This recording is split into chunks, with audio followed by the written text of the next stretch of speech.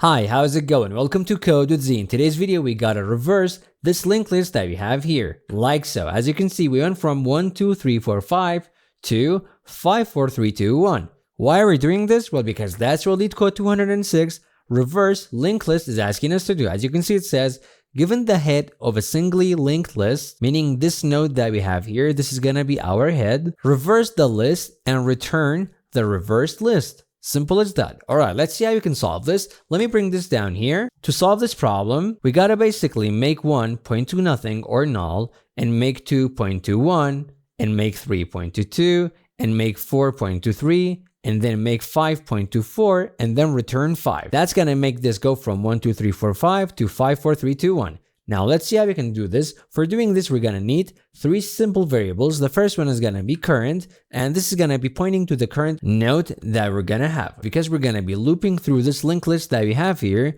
so you have to keep track of the nodes that we are working with. So current is gonna be pointing to the current node, and then we're gonna have previous, and this is gonna be pointing to the previous node, and then we're gonna have next node, and this is going to be pointing to the next node. So in the first run of our loop, previous is going to be pointing to null or nothingness, and current is going to be pointing to this node because this is going to be the first node that we have, and the next node is obviously going to be this one, like so. And then we're going to say, make the current node point to previous one, like so. Previous one is null, so basically make 1 point to null, like so. If anything is foggy, don't worry, we're going to repeat this so many times, you're going to memorize it and dream about it tonight, don't worry. Now, after we've said that, after we've said make current point to previous, we're gonna say previous should point to current and current should point to next node, like so. This is basically to move forward in our linked list, and then we're gonna enter the next round of our loop, like so. In this round, next node is gonna be pointing to the next node after our current node, so this one, and then we're gonna say current node should point to the previous node, so 2 should point to 1, like so, and then we're gonna say previous should be equal to current, and then current should be equal to next node, and then we're gonna enter the next round. Again, next node is gonna be pointing to the node after current node, like so, and then we're gonna say current node should point to previous node, and then previous node should be equal to current node, and then current node should be equal to next node, like so, and then we're gonna enter the next round. Again, this is gonna just keep on happening. Next node should be equal to the next of the current node, like so, and then we're gonna say current node should point to the previous node, like so, then previous node should be equal to current node, then current node should be equal to next node. Again, next round, next node should be equal to the next of our current node,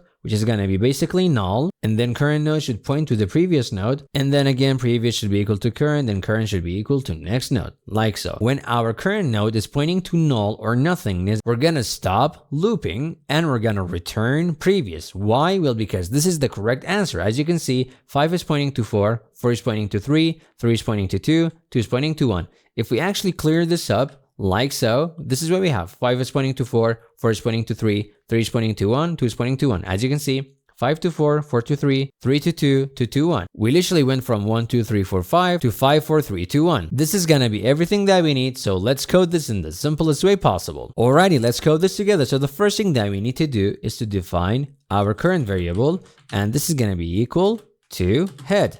And then we're gonna define our previous variable, and this is gonna be equal to null in the beginning. Then we're gonna have our loop, we're gonna say while current is not equal to null, like so, keep on looping. Here we're gonna define our next node, like so, and this is gonna be equal to current dot next, and then we're gonna say current dot next should be pointing to previous, and then previous should be equal to current. Literally the same things that we saw on the slides. We're literally saying current dot next should point to previous, then previous should be equal to current, and then current should be equal to next node. Simple as that. We're just gonna keep on looping, and at the end we're just gonna return previous. Now let's run this and see if we can actually get accepted.